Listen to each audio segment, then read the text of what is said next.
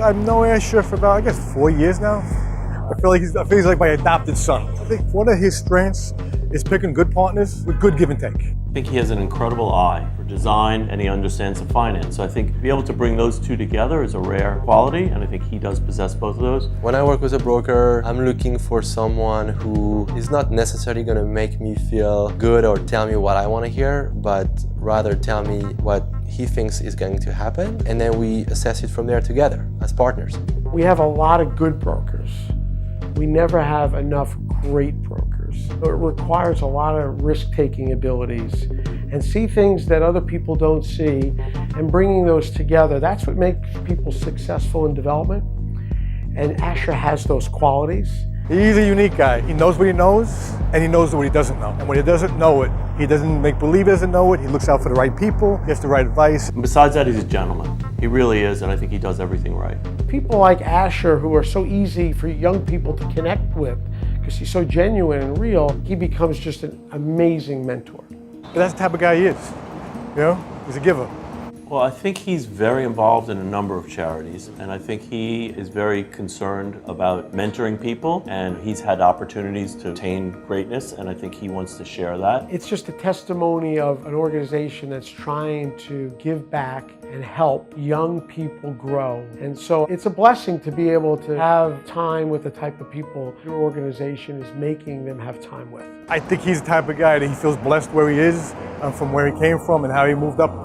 And he wants to give back. One thing with Asher is that sometimes, we face challenges or questions that arise in the transaction. And what I find with him is that he always has words of wisdom from the Torah that relate to whatever we're facing, that are always very helpful and meaningful.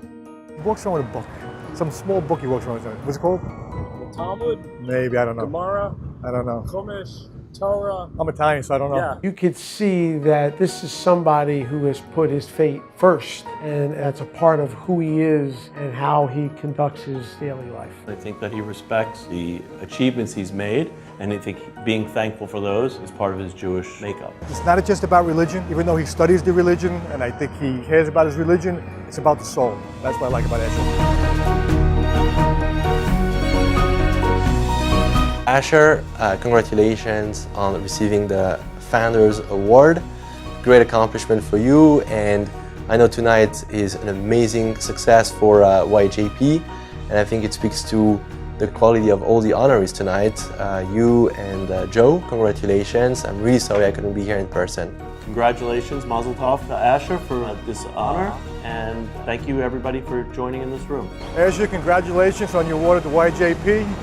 I always have your back and always looking after you, and obviously you're looking after other young people too, which I'm very proud of you. Good luck, my friend. Good job. He's just getting started at it, and he's already made his mark with some great projects in Brooklyn, and there's no reason why this shouldn't continue to grow and expand itself. Yeah, this happened yesterday. The truck backed into it. Asher, you're gonna get a lawsuit from that, just so you know. It's your first lawsuit on your job. There's gonna be more. Ladies and gentlemen, please welcome to the stage our Founders Award honoree, Asher Abehsera.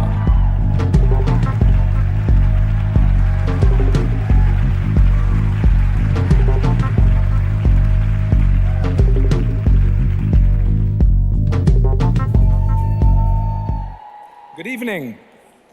Thank you, Shaya and Rabbi Naftali, for putting together this beautiful, auspicious evening. Very well executed, so congratulations.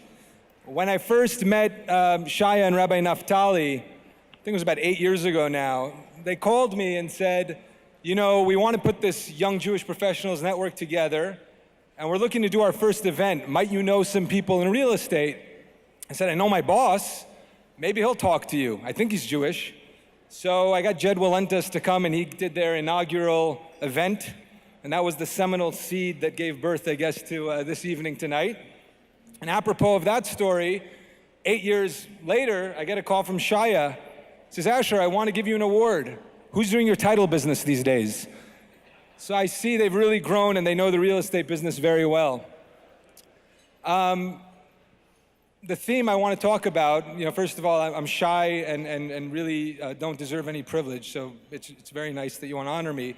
But in that vein, I want to talk about hakarat hatov, which really in Hebrew means finding the good.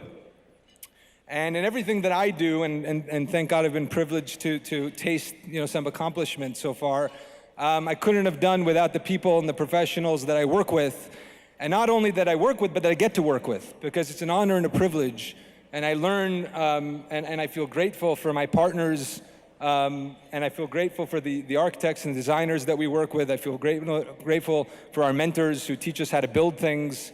And more importantly, unequivocally grateful to my wife and to my family, who enables us to do what we love. There's a story about hakarat hatov, finding the good, that I think puts things in perspective. There was a rabbi, Rabbi Israel Salanter, who stumbled into a beautiful, opulent restaurant. And in the restaurant, in the back, they had a cafe on the river. And he said, maybe I'll go get a cup of coffee. So he went to get a cup of coffee, and they said, that will be $8. He said, $8? That seems really avaricious. How are you going to charge him $8 for a cup of coffee? So the owner of the establishment came over, and he essentially said, you're not paying for the beans and the hot water. You're paying for the environment. You're paying for the service. You're paying for the quality of an experience. And the rabbi said, thank you so much, because my whole life I said the blessing of, thank you, God, for everything whenever I'd make a drink, or thank you for whatever I have in my life. But I never realized that I wasn't thanking him for the essence, which was the coffee or the water. It's the air that we breathe, it's the environment, it's the people in our lives, and it's all of the components that let us appreciate the substance of what we have.